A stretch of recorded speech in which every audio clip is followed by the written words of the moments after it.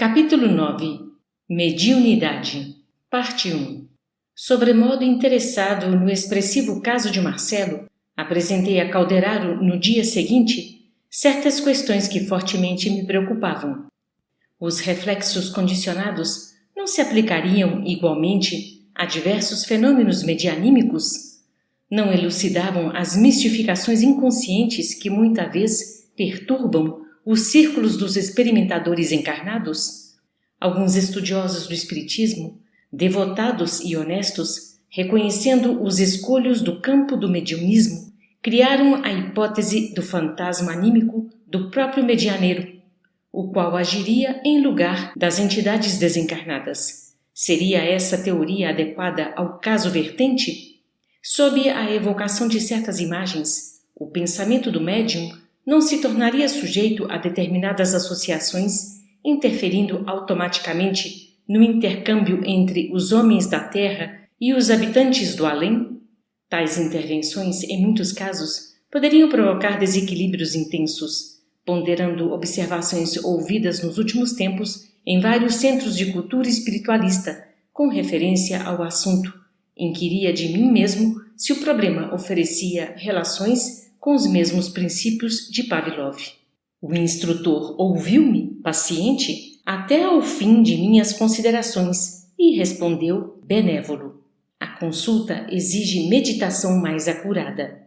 A tese animista é respeitável. Partiu de investigadores conscienciosos e sinceros e nasceu para coibir os prováveis abusos da imaginação.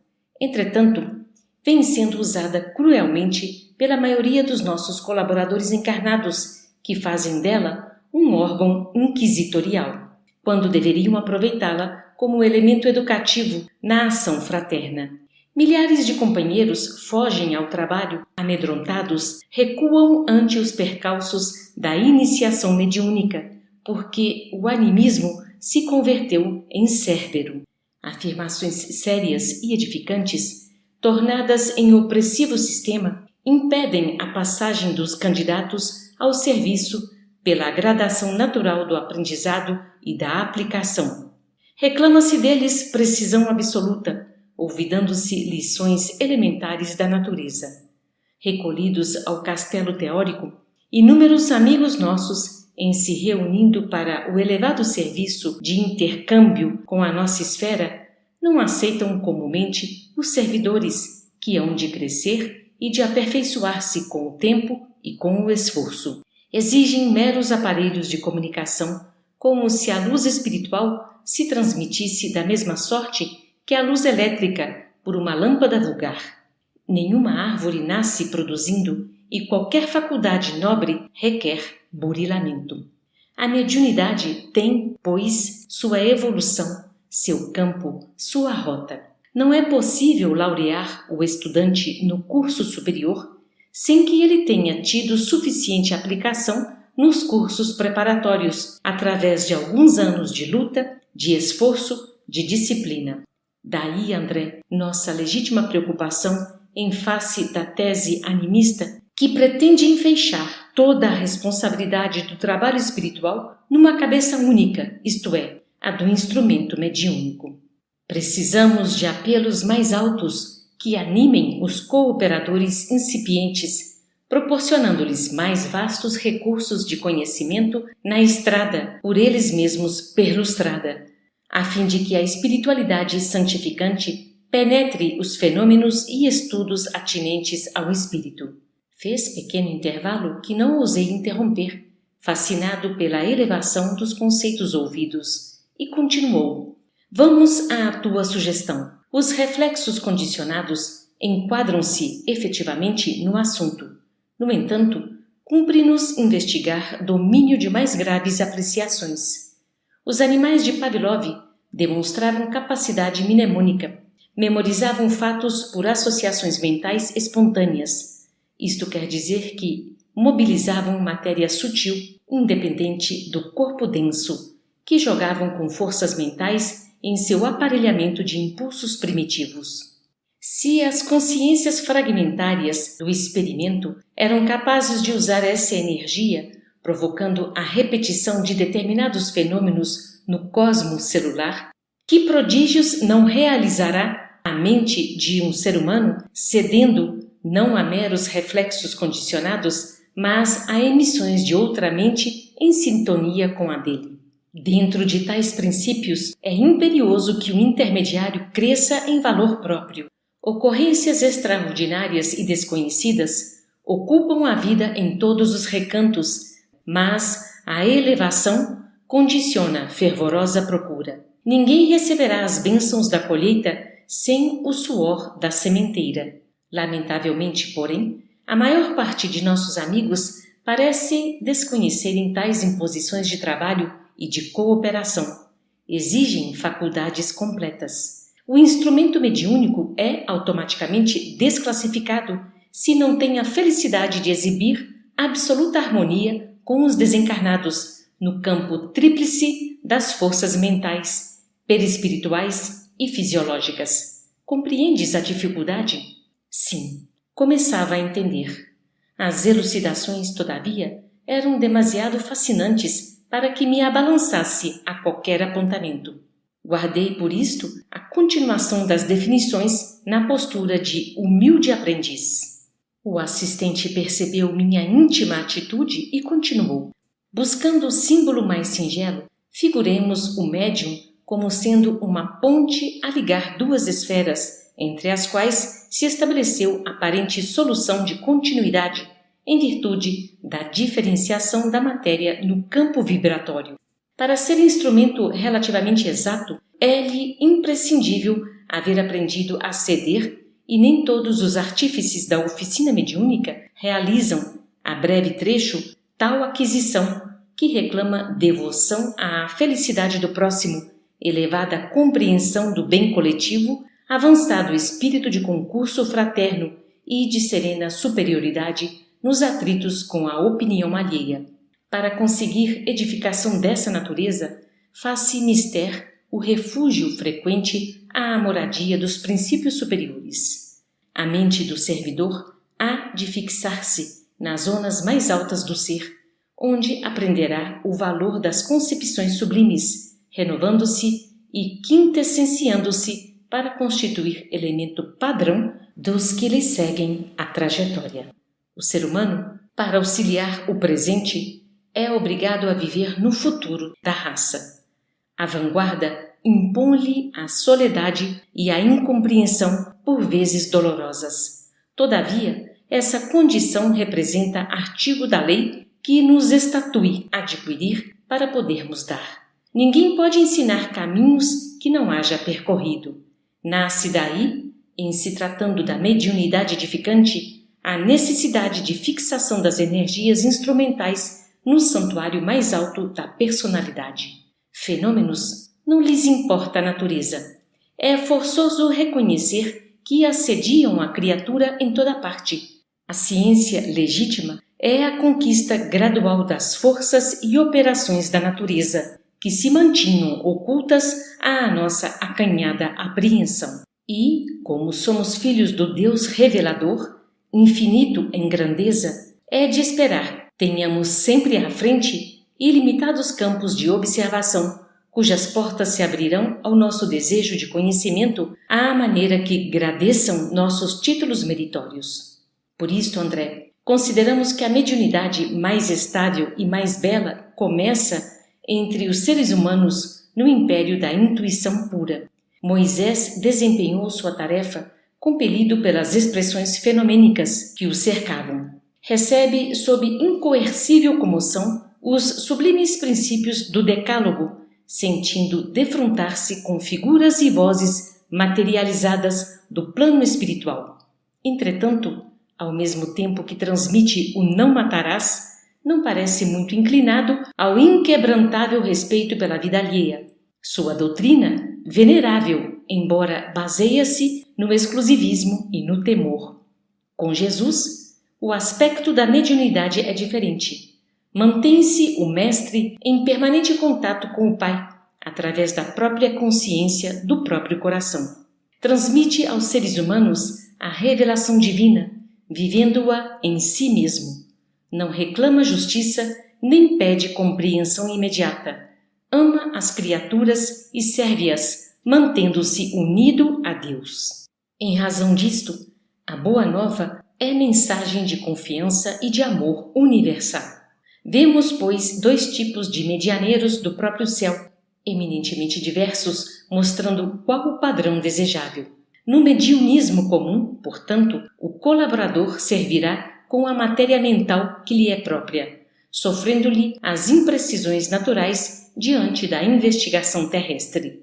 E, após adaptar-se aos imperativos mais nobres da renúncia pessoal, edificará, não de improviso, mas à custa de trabalho incessante, o templo interior de serviço no qual reconhecerá a superioridade do programa divino acima de seus caprichos humanos. Atingida essa realização, estará preparado para sintonizar-se com o maior número de desencarnados e encarnados, oferecendo-lhes, como a ponte benfeitora, oportunidade de se encontrarem uns com os outros na posição evolutiva em que permaneçam, através de entendimentos construtivos. Devo dizer-te que não cogitamos aqui de faculdades acidentais, que aparecem e desaparecem entre candidatos ao serviço, sem espírito de ordem e de disciplina. Verdadeiros balões de ensaio para os voos do porvir. Referimos-nos à mediunidade aceita pelo cooperador e mobilizável em qualquer situação para o bem geral. Comentando atividades e tarefas, devemos salientar os padrões que lhes digam respeito, e este é o característico da instrumentalidade espiritual nas esferas superiores. Logicamente, é impossível alcançá-lo de vez. Toda obra impõe começo. Como revelasse nos olhos a indomável comoção que se apossara de mim ante os conceitos ouvidos, o assistente modificou a inflexão da voz e tranquilizou-me. Reportando-nos ainda ao Cristo, importa-nos reconhecer que o Mestre viveu insulado no monte divino da consciência, abrindo caminho aos vales humanos. Claro está que nenhum de nós abriga a pretensão de copiar Jesus. Contudo, precisamos inspirar-nos em suas lições.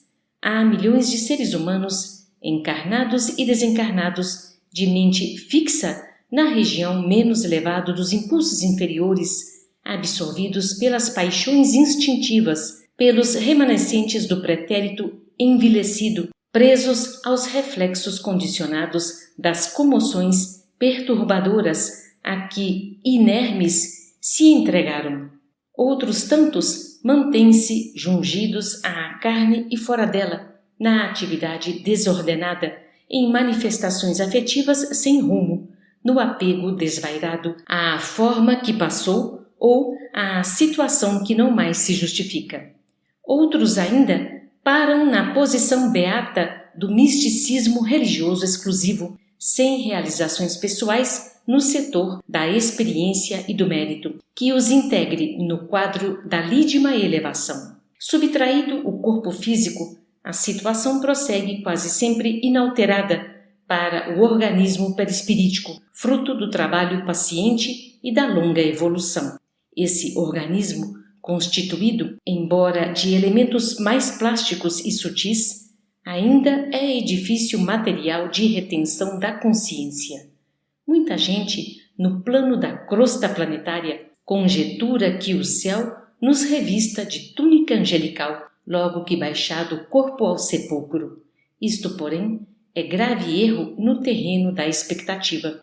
Naturalmente, não nos referimos nestas considerações a espíritos da estofa de um Francisco de Assis, nem a criaturas extremamente perversas, uns e outros não cabíveis em nosso quadro. O zênite e o nadir da evolução terrestre não entram em nossas cogitações. Falamos de pessoas vulgares, quais nós mesmos, que nos vamos em jornada progressiva mais ou menos normal, para concluir que, tal o estado mental que alimentamos, tais as inteligências desencarnadas ou encarnadas que atraímos e das quais nos fazemos instrumentos naturais, embora de modo indireto. E a realidade, meu amigo, é que todos nós, que nos contamos por centenas de milhões, Não prescindimos de medianeiros iluminados aptos a colocar-nos em comunicação com as fontes do suprimento superior. Necessitamos do auxílio de mais alto, requeremos o concurso dos benfeitores que demoram acima de nossas paragens. Para isto, há que organizar recursos de receptividade.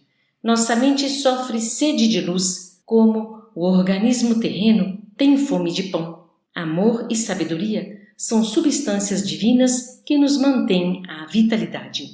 O instrutor fez breve interrupção e acrescentou: compreendes agora a importância da mediunidade, isto é, da elevação de nossas qualidades receptivas para alcançarem a necessária sintonia com os mananciais da vida superior? Sim, respondi. Entendera-lhe as observações, ponderando-lhes a magnitude. Não é serviço que possamos organizar da periferia para o centro, prosseguiu Calderaro, e sim do interior para o exterior. O ser humano encarnado, quase sempre empolgado pelo sono da ilusão, poderá começar pelo fenômeno.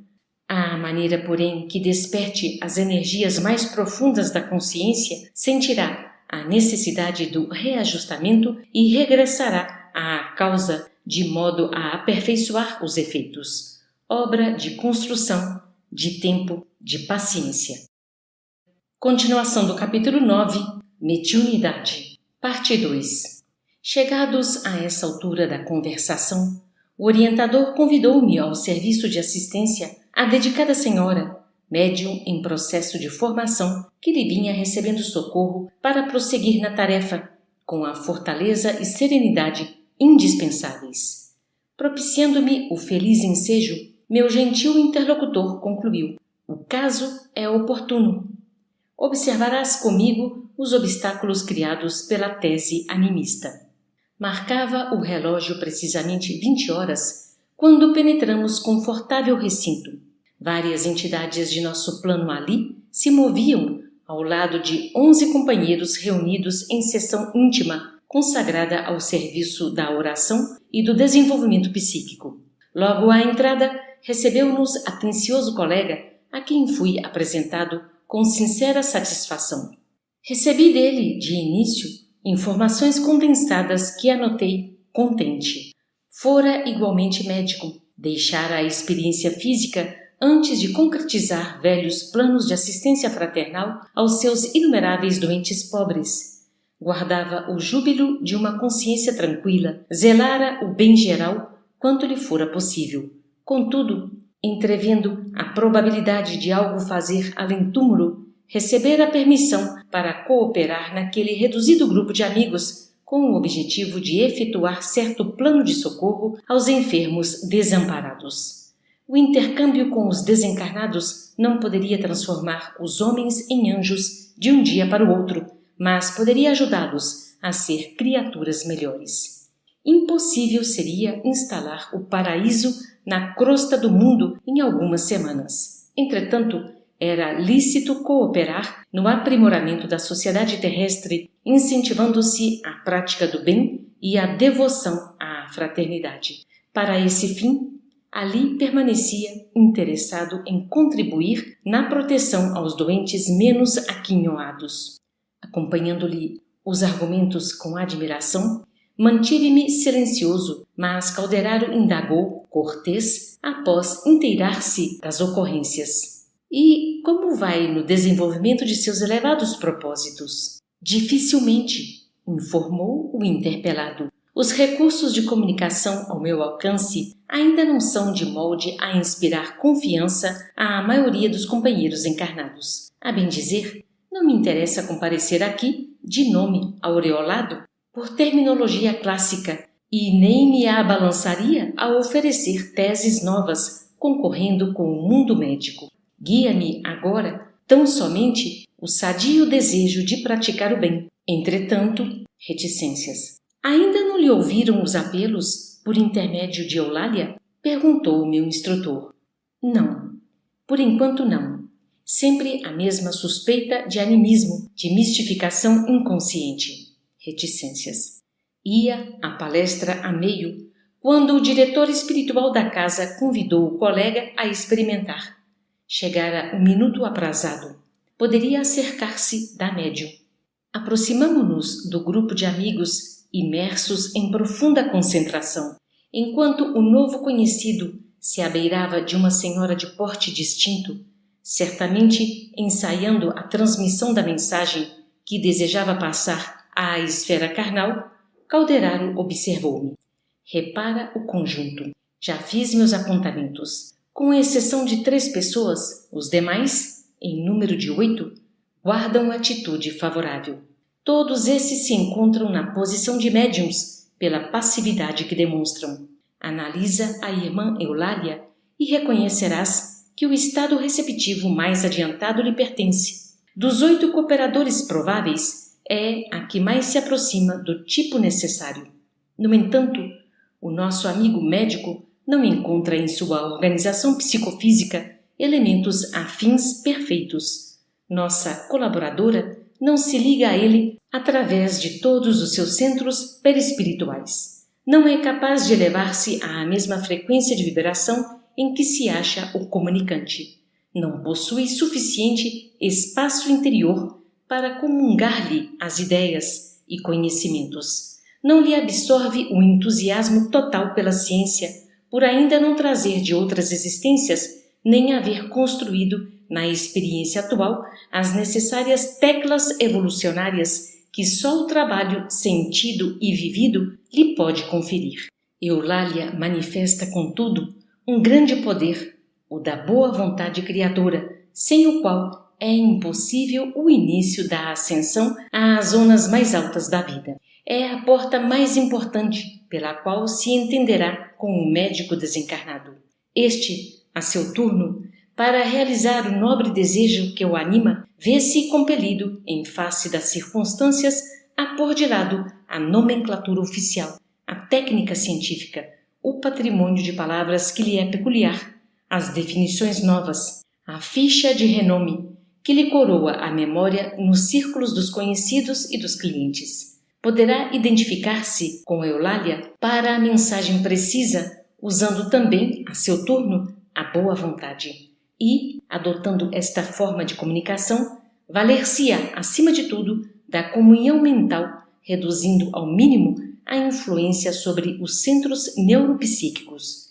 É que, em matéria de mediunismo, há tipos idênticos de faculdades, mas enormes desigualdade nos graus de capacidade receptiva, os quais variam infinitamente como as pessoas. O instrutor silenciou por momentos e prosseguiu. Não nos esqueça que formamos agora uma equipe de trabalhadores em ação experimental. Nem o provável comunicante chegou a concretizar as bases de seu projeto, nem a médium conseguiu ainda suficiente clareza e permeabilidade para cooperar com ele. Num terreno de atividades definidas, neste particular, poderíamos agir à vontade. Aqui não. Nosso procedimento deve ser de neutralidade mental, não de interferência. Compreendendo, pois, que todos os recursos cumpre serem aproveitados no êxito da louvável edificação, nenhum de nós intervirá, perturbando ou consumindo tempo. É-nos facultado permutar ideias, analisar a ocorrência, mas com absoluta isenção de ânimo. O momento pertence ao comunicante, que não dispõe de aparelhamento mais perfeito para a transmissão. Nesse instante, indicou-me o colega que, de pé, junto de Eulália, mantinha a mente iluminada e vibrante num admirável esforço por derruir a natural muralha entre a nossa esfera e o campo de matéria densa. Anota as particularidades do serviço, disse-me Calderaro, com significativa inflexão de voz. Todos os companheiros em posição receptiva estão absorvendo a emissão mental do comunicante, cada qual a seu modo. Repara calmamente. Circulei a mesa e vi que os raios de força positiva do mensageiro efetivamente incidiam em 8 pessoas. Reconheci que o tema central do desejo formulado por nosso amigo, no tocante projeto de assistência aos enfermos, alcançava o cérebro dos que se conservavam em atitude passiva. Na tela animada de concentração de energias mentais, cada irmão recebia um influxo sugestivo que de logo lhes provocava a livre associação dos psicanalistas. Fixei as particularidades com atenção. Ao receberem a emissão de forças do trabalhador do bem, um cavalheiro recordou comovente paisagem de hospital. Outro rememorou o exemplo de uma enfermeira bondosa que com ele travara relações. Outro abrigou pensamentos de simpatia para com os doentes desamparados. Duas senhoras se lembraram da caridosa missão de Vicente de Paulo. A uma velhinha acudiu a ideia de visitar algumas pessoas acamadas que lhe eram queridas. Um jovem reportou-se em silêncio a notáveis páginas que lera sobre piedade fraternal para com todos os semelhantes afastados do equilíbrio físico. Examinei também as 3 pessoas que se mantinham impermeáveis ao serviço benemérito daquela hora. 2 delas contristavam-se por haver perdido uma sessão cinematográfica e a outra, uma senhora na idade provecta, retinha a mente na lembrança das ocupações domésticas que supunha imperiosas e inadiáveis, mesmo ali, num círculo de oração onde devera beneficiar-se com a paz. Somente Eulália recebia o apelo do comunicante com mais nitidez. Sentia-se ao seu lado, envolvia-se em seus pensamentos, possuía-se não só de receptividade, mas também de boa disposição para servi-lo. Decorridos alguns minutos de expectativa e de preparo silencioso, a mão da médium, orientada pelo médico e movida em cooperação com os estímulos psicofísicos da intermediária, começou a escrever em caracteres irregulares, denunciando o natural conflito de 2 cosmos psíquicos diferentes, mas empenhados num só objetivo, a produção de uma obra elevada. Acompanhei a cena com interesse, mais alguns momentos e fazia-se a leitura do pequeno texto obtido. O comunicado era vazado em forma singela, como um apelo fraternal. Meus irmãos, escrevera o emissário, que Deus nos abençoe. Identificados na construção do bem, trabalhemos na assistência aos enfermos, necessitados de nosso concurso entre os longos sofrimentos da provação terrestre. O serviço pertence à boa vontade unida à fé viva. E a sementeira reclama trabalhadores abnegados que ignorem cansaço, tristeza e desânimo. Sigamos para a frente. Cada pequenina demonstração de esforço próprio nas realizações da caridade receberá do Senhor a divina bênção.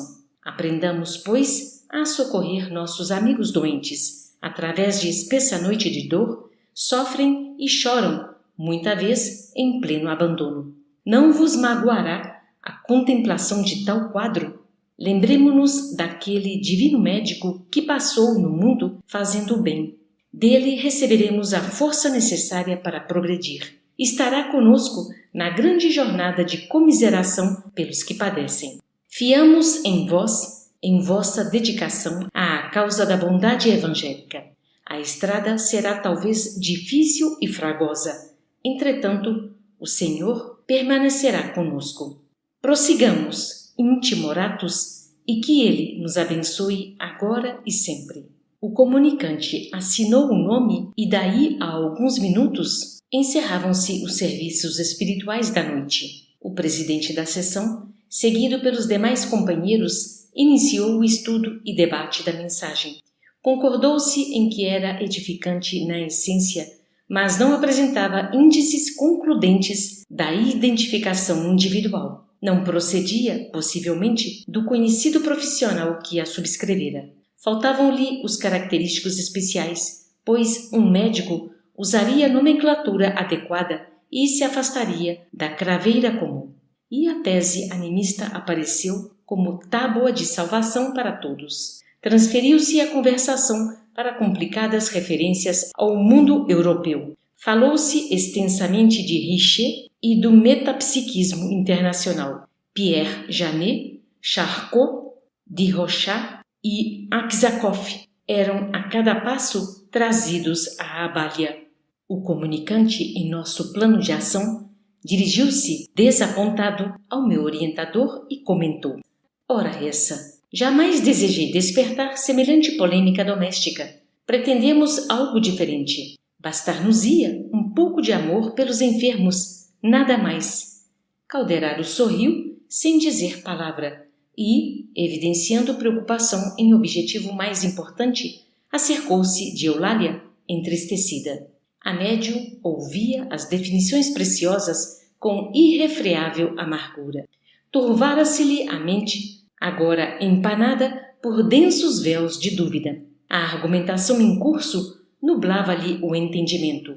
Marejavam-se-lhe os olhos de lágrimas que não chegavam a cair. Abeirando-se dela, o instrutor falou-me bondoso. Nossos amigos encarnados nem sempre examinam as situações pelo prisma da justiça real. Eulália é colaboradora preciosa e sincera. Se ainda não completou as aquisições culturais no campo científico, é suficientemente rica de amor para contribuir à sementeira de luz. Encontra-se, porém, desabrigada entre os companheiros invigilantes.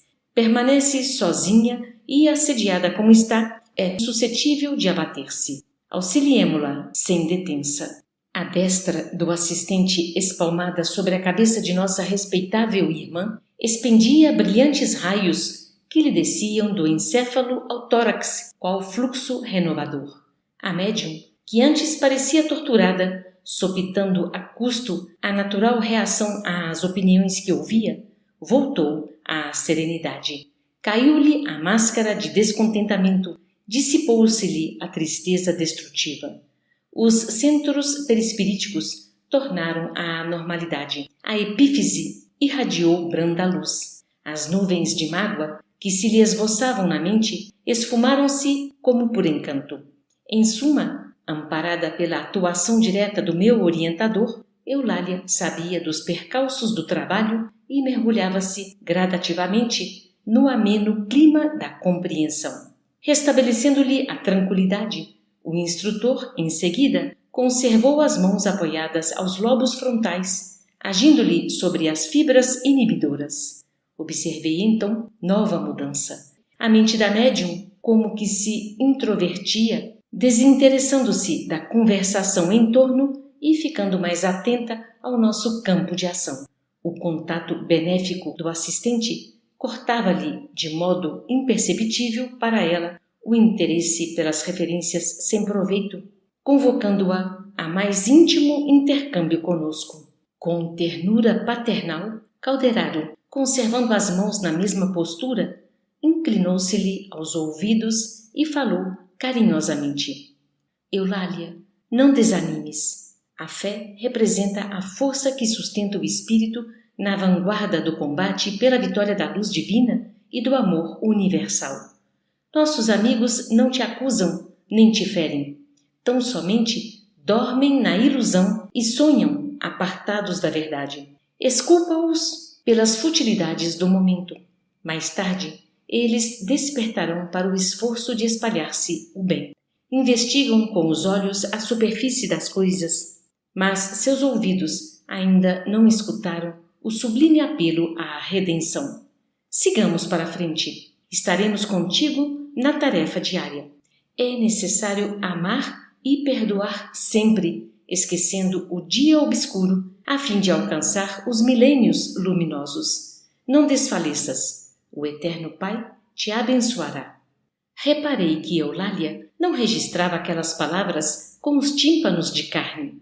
Encheram-se-lhe os lobos frontais de intensa luz. As frases comovedoras do instrutor represaram-se-lhe no cérebro e no coração, quais pensamentos sublimes que lhe caíam do céu, saturados de calor reconfortante e bendito.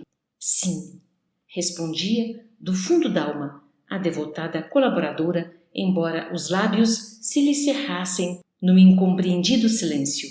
Trabalharia até o fim, consciente de que o serviço da verdade pertence ao Senhor e não aos seres humanos. Olvidaria todos os golpes, receberia as objeções dos outros, transformando-as em auxílios. Converteria as opiniões desanimadoras em motivos de energia nova. Dar-se-ia pressa em reconhecer os próprios defeitos sempre que fossem indigitados pela franqueza de alguém, rendendo graças pela oportunidade de corrigi-los quanto possível. Caminharia para a frente. Ser-lhe-ia a mediunidade um campo de trabalho, onde aperfeiçoaria os sentimentos que nutria, sem cogitar dos utensílios para servi-la. Que lhe importavam, com efeito, as dificuldades psicográficas, se lhe pulsava um coração disposto a amar? Sim, ouviria as sugestões do bem antes de tudo. Seria fiel a Deus e a si mesma. Se os companheiros humanos não a pudessem entender, não lhe restava o conforto de ser compreendida pelos amigos da vida espiritual? Ao termo da experiência terrestre, haveria suficiente luz para todos. Cumpria-lhe crer, trabalhar, amar e esperar no Divino Senhor. O assistente retirou as mãos, deixando-a livre, e, reaproximando-se de mim, asseverou: Nossa irmã foi auxiliada e está bem. Louvado seja Deus. Observando os lobos frontais da médium, tão revestidos de luminosidade, fiz sentir a Calderaro minha admiração. O instrutor amigo, não se esquivando a novos esclarecimentos, informou: Eulália, nesse instante, fixa-se mentalmente na região mais alta que lhe é possível. Recolhe-se, calma, no santuário mais íntimo, de modo a compreender e desculpar com proveito. Indicando a referida região cerebral, concluiu: Nos lobos frontais, André, exteriorização fisiológica de centros perispiríticos importantes, repousam milhões de células à espera para funcionar do esforço humano no setor da espiritualização. Nenhum ser humano, dentre os mais arrojados pensadores da humanidade, desde o pretérito até os nossos dias, logrou jamais utilizá-las na 10ª parte. São forças de um campo virgem que a alma conquistará não somente em continuidade evolutiva, senão também a golpes de autoeducação, de aprimoramento moral e de elevação sublime. Tal serviço, meu amigo, só a fé vigorosa e reveladora pode encetar como indispensável lâmpada vanguardeira do progresso individual.